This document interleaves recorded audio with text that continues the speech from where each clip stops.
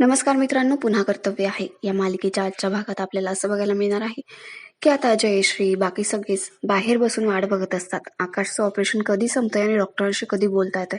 तेवढ्यात डॉक्टर बाहेर येतात. जयश्री त्यांना म्हणते, डॉक्टर कसा आहे माझा आकाश, तब्येत बरी ना त्याची, आम्ही त्याला भेटू शकतो का? डॉक्टर म्हणतात, हे बघा, मी माझे पूर्ण प्रयत्न केलेत आणि एवढ्या लवकर त्याची तब्येत काही बरी होणार नाहीये आणि अशा केसेसमध्ये ना बहुतेक पेशंट कोमामध्ये जातो. तुमच्या मुलाच्या बाबतीतही तेच झालंय. सगळ्यांना ऐकून खूपच मोठा धक्का बसतो. सगळे रडायला लागतात.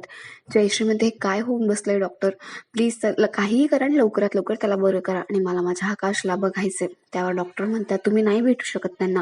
हो, पण तुम्ही लांबून बघू शकतात. जयश्री आणि माधव त्याला बघण्यासाठी जात असतात. तेवढ्यात वसुंधरा धावतच येते आणि म्हणते, मला माझ्या आकाशरावांना भेटायचे, मला बघायचे त्यांना. जयश्री तिला ढकलून देते आणि म्हणते, तुझा काय संबंध, तू अजिबात त्याच्या आजूबाजूलाही फिरकायचं नाहीये. आत्ताच्या आत्ता इथून निघून जा.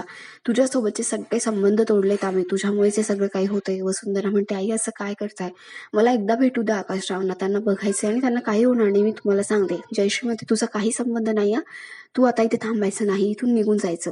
तिथे शार्दूलही असतो आणि तोही वसुंधरेला बोलत असतो आणि म्हणतो, असं काय ग वसुंधरा, तू या भल्या माणसांसोबत अशी वागलीस, त्यांच्या भावनेशी खेळली, तुला जराही लाज वाटली नाही? त्यावर वसुंधरा त्याच्यावर खूपच संतापते आणि म्हणते, नालायक माणसा, तू शांत बस. तुझा ह्याच्याशी काही संबंध नाही, तुला खूप मजा येत असेल ना हे सगळं करताना. आता जयश्री म्हणते, एक मिनिट, त्याला काही बोलायचं नाहीये तू, आणि ती शार्दूलची बाजू घेत असते. आता आई बाबा वसुंधरेला खूप समजवण्याचा प्रयत्न करतात आणि म्हणत असतात, वसू बाळा, ही बोलण्याची वेळ नाहीये, तू चल आत्ता घरी, नंतर बघूया आपण, आकाशरावांना काहीही होणार नाही आणि बनी तुझी घरी वाट बघतोय, चल.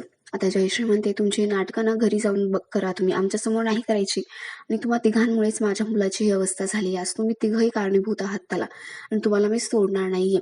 आता वसुंधरेला तिचे आईबाबा खूप समजवत असतात. इकडे जयश्री आणि माधव आतमध्ये गेलेले असतात आकाशला बघण्यासाठी. वसुंधरा तिथेच खाली बसून घेते आणि खूप रडत असते. आई बाबा तिला कसं बसं घरी घेऊन जात असतात आणि आकाशी शार्दूल तिच्याकडे खूप रागाने बघत असतो आणि ती सुद्धा. आणि आता ते घरी आलेले असतात.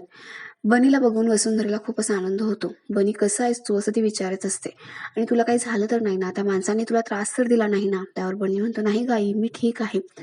आता वसुंधरा म्हणते, तू ठीक आहेस ना, सगळं काही ठीक होणार आहे, बाबा पण आता लवकरच बरं होईल. बनी म्हणतो, म्हणजे बाबाला काय झालंय? वसुंधरा म्हणते, काही नाही रे, काही नाही झालंय बाबांना, मी असंच बोलून गेले. बनी म्हणतो, चल मग आता आपण आपल्या घरी जाऊया. वसुंधरा म्हणते, नाही ना बाळा, आता खूप रात्र झाली ना, आपण सकाळी जाऊया.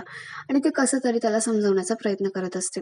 आता सुशीला तिच्याकडे येते आणि तिला मंगळसूत्र देते आणि म्हणते, हे मंगळसूत्र घालतो, असा रिकामा गळा चांगला दिसत नाही, तुझं मंगळसूत्र वाढवलं गेलं ना, डॉक्टरांनी दिलं ते माझ्याकडे, मी ते सुधारवण्यासाठी दिलेलं आहे, आणि आता ते आलं की मग ते घाल, तोपर्यंत तू हेच मंगळसूत्र घाल.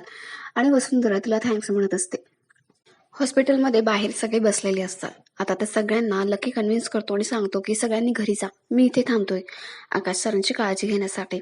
अखिल आणि भास्कर म्हणतात, हे बघ, काही लागलं तर लगेच फोन करायचा आणि कळवायचं.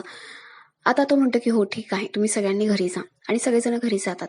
शार्दूल म्हणतो, नशीब बाबा गेले घरी, केव्हांची नुसती रडरड लावली होती, माझ्या कानातून फक्त रक्त यायचं बाकी होतं, काहीतरी विचार करता येईल मला आता. तेवढ्यात तिथे विशाखा येते. विशाखा म्हणते, लकी तू एकटा काय करतोयस तिथे, बाकीचे कुठे गेले? आणि तो म्हणतो की आत्ताच गेले सगळे, बरं झालं गेले, म्हणजे गेले काय, मीच घालवलं त्यांना इथून, आणि तुम्ही आत्ता यावेळेला इथे काय करताय? विशाखा म्हणते, अरे मला सगळं सांगितलं त्याने फोन करून, म्हणून मी आले, आणि हे काय, हे एवढं मोठं प्रकरण एवढं पुढे जाईल असं वाटलं नव्हतं रे, हे काय झालं? त्यावर शार्दूल म्हणतो, हो ना, बघा ना, आता ह्या आकाशचा कोण एवढा दुश्मन असेल काय कुणास ठाऊक, की त्याने डायरेक्ट एकदम मला गोळीच झाडली. त्यावर विशाखा सुद्धा असं दाखवत असते की तिला काहीही माहिती नाहीये, पण तिने सगळा प्लॅन केलेला असतो. शार्दूल म्हणतो, मला तर फक्त याचे पैसे लुबाडायचे होते हो, याला देशोधडीला लावायचं होतं, पण आता काय, हा दीडशाना स्वतः तिकडे जाऊन गोळी खाऊन आलेला आहे. आता सगळं प्लॅन याने फिसकटवला आहे माझा, त्यामुळे पैसेही गेले आणि काय करावं खरंच कळत नाहीये. विशाखा त्याचं सगळं ऐकत असते आणि मनातल्या मनात हसत असते, आणि तिला माहिती असतं की याला काही कळत नाहीये. अवनी आता किचनमध्ये असते. किचनमधली सगळी कामं ती करत असते. तेवढ्यात तना तिच्याकडे येते आणि म्हणते, वहिनी, तुमच्यावर खूप लोड पडला असेल ना, सगळी कामं तुम्हाला बघावी लागतायत. वसुंधरा वहिनी सुद्धा गेली, कसं केलं तिने आपल्याबरोबर माहिती आहे ना तुम्हाला, आणि हो, मला जेवढी शक्य होईल ना तेवढी मदत करेन मी तुम्हाला, नका काळजी करू. हे झालं घरातलं, पण ऑफिसचं काय वहिनी? जो नेमका डिसिजन घ्यायचा तोच माणूस हॉस्पिटलमध्ये पडला ॲडमिट होऊन. आता आकाश आणि भास्कर यांनीच ऑफिसचा चार्ज घेतला पाहिजे, असं नाही वाटत का तुम्हाला? म्हणजे एवढे मोठमोठे प्रोजेक्ट्स पडले येऊन, एवढा वर्कलोड आहे आणि अशा परिस्थितीत जर आता आकाश दादाच हॉस्पिटलमध्ये असेल तर कसं काय चालणार ना आपलं? तर आता अवनी सुद्धा म्हणते, हो ना, बरोबर आहे का तुझं? आपण या विषयावरती बाबांसोबत बोलूया एक दिवस. त्यावर तनया म्हणते, नाही नाही, एक दिवस कशाला, आत्ताच जाऊया, चला ना बोलायला. अवनी म्हणते, नको ग, सगळ्यांना खूप मोठा धक्का बसलाय, आत्ताच नको, नंतर बोलूयात. शिवाय वसुंधरा सारखी एवढी चांगली मुलगी असं एवढं मोठं खोटं बोलू शकते याच्यावर माझा विश्वासच बसत नाहीये. सगळ्यांचं खूप जीव लावून करायची ग ती, सगळ्यांना जीव लावायची. शिवाय बाबा जेव्हा हॉस्पिटलमध्ये ऍडमिट होते ना, तिने सगळं निभावून नेलं होतं. तर नाही म्हणते, पण यामागे तिचा मूळ हेतू काय होता हे कळलंय ना आपल्याला वहिनी आता. त्यामुळे तिचा विषय सोडा, चला आपण बाबांसोबत बोलूया. आणि ती जबरदस्ती अवनीचा हात घेऊन बाबांकडे आलेली असते. अवनी आता तनयाला नाही नाही म्हणत असते, पण तनया ऐकतच नसते. ती सगळ्यांसमोर येते आणि म्हणते, बाबा, तुम्हाला तुमच्याशी अवनी वहिनीला काहीतरी बोलायचंय. अवनी आता संकोच बाळगत असते. बाबा म्हणतात, अगं बोल, काय म्हणायचंय तुला? अवनी म्हणते, बाबा, म्हणजे आकाश भाऊजी आता हॉस्पिटलमध्ये आहेत, मग ऑफिसच्या कामाचं कसं करायचं ना, हा विचार करत होते. आता बाबा म्हणतात की हो, बरोबर आहे तुझं. भास्कर आणि अखिल बघतील ऑफिसचं, आम्ही आहोत आकाशची काळजी घ्यायला. भास्कर म्हणतो, पण बाबा, आत्ता काम महत्वाचं नाहीये, आकाश शुद्धीवर येणं जास्त महत्वाचं आहे. अखिलही तेच म्हणतो की दादा, शुद्धीवर येणं महत्वाचं आहे, कामं नंतरही होत राहतील, एकदा तो बरा झाला की मग पावलं. त्यावर आता तनया म्हणते, काय गरज आहे त्याची? सगळे तिच्याकडे आश्चर्यचकिताने बघत असतात.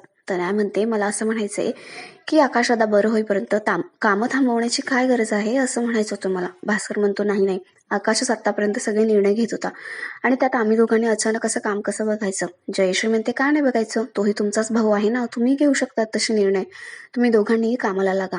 आणि एवढा मोठा प्रोजेक्ट आहे ना आता. तनया म्हणते, हो ना, त्याच प्रोजेक्टसाठी आपलं घर गहाण ठेवलं गेलंय, म्हणूनच म्हणते तुम्ही दोघांनी कामाची सुरुवात करा. तेवढ्यात तिथे आता वसुंधरा बनीला घेऊन आलेली असते. तिला बघून सगळेच जण आश्चर्यचकित होतात. जयेश तर एकदम तिच्याकडे धावतच येते तिला बोलण्यासाठी आणि म्हणते, तू का आलीस इथे? तुझी हिंमत कशी होते? आल्या पावल्यांनी मागे फिर आणि जा इथून निघून. वसुंधरा म्हणते, बनी, जा स्कूल बॅग रेडी कर, आता लगेच गाडी येईल तुला घ्यायला. आणि बनी आतमध्ये जातो. वसुंधरा म्हणते, आई, हे माझं घर आहे आणि मी इथे येणारच, मी तुम्हाला सोडून, या घराला सोडून कुठेही जाणार नाहीये. आता जयश्री म्हणते, एवढं सगळं होऊन सुद्धा तुझी हिंमत कशी होते ग वर तोंड करून बोलण्याची? वसुंधरा म्हणते, आई, मी कोणालाही फसवलेलं नाहीये, तुम्हाला काहीही वाटू द्या माझ्याबद्दल, पण मी तुमचा आदर नेहमी करते आणि अशा कठीण प्रसंगात मी माझ्या घराला वाऱ्यावर सोडू शकत नाही. माझी जबाबदारी आहे तुमच्या सगळ्यांच्या प्रती आणि मी ती निभावणारच, कोणाला काहीही बोलू द्या. माधव सुद्धा तिथे येतो आणि तो म्हणतो, का आलीस तू इथे? वसुंधरा म्हणते, बाबा, हे घर माझं आहे ना, मग यांची जबाबदारी, सगळ्यांची जबाबदारी सुद्धा माझी आहे. आणि आता काहीही करून वसुंधराही मागे हटणारातली नसते. जयश्री म्हणते, हे बघ, मी तुला खात्री देते की आकाश इथे आल्याबरोबर तुला हाकलून लावेल, एवढे लक्षात ठेव. वसुंधरा म्हणते, मग तेच तर, ते येईपर्यंत मी कुठेही जाणार नाहीये. जेव्हा आकाशराव स्वतः आम्हाला या घरातून काढून देतील ना, तेव्हाच मी इथून जाईल, आता मी कुठेही जाणार नाहीये. आणि ती म्हणते की मी स्वयंपाकाची तयारी करायला घेते. तेवढ्यात जयश्री तिचा हात पकडते आणि म्हणते, तुला महान बनण्याची खूप हौस आली ना, ठीक आहे, मग आमचंही मन खूप मोठं आहे ग, राहून घे इथे काही दिवस, मजा मारून घे, आणि आकाश बरोबर आल्यानंतर तुला घराबाहेर हाकलतो की नाही बघ, आणि ते सगळं झाल्यानंतर घरातल्यांना सगळ्यांना गोडधोडाचं खाऊ घालेल मी, एवढं लक्षात ठेव. आणि वसुंधरेला आता खूपच वाईट वाटत असतं. तिच्याबद्दल नको नको ते सगळेच जण वाईट बोलत असतात. तिची काहीही चूक नसताना तिला ऐकून घ्यावं लागत असतं आणि तिला यात समजून घेणारं कोणीच नसतं. मेन म्हणजे आकाशच तिथे नसतो. तर मग बघूया आता येणाऱ्या एपिसोडमध्ये काय होतंय. आजचा हा भाग इथेच संपतो.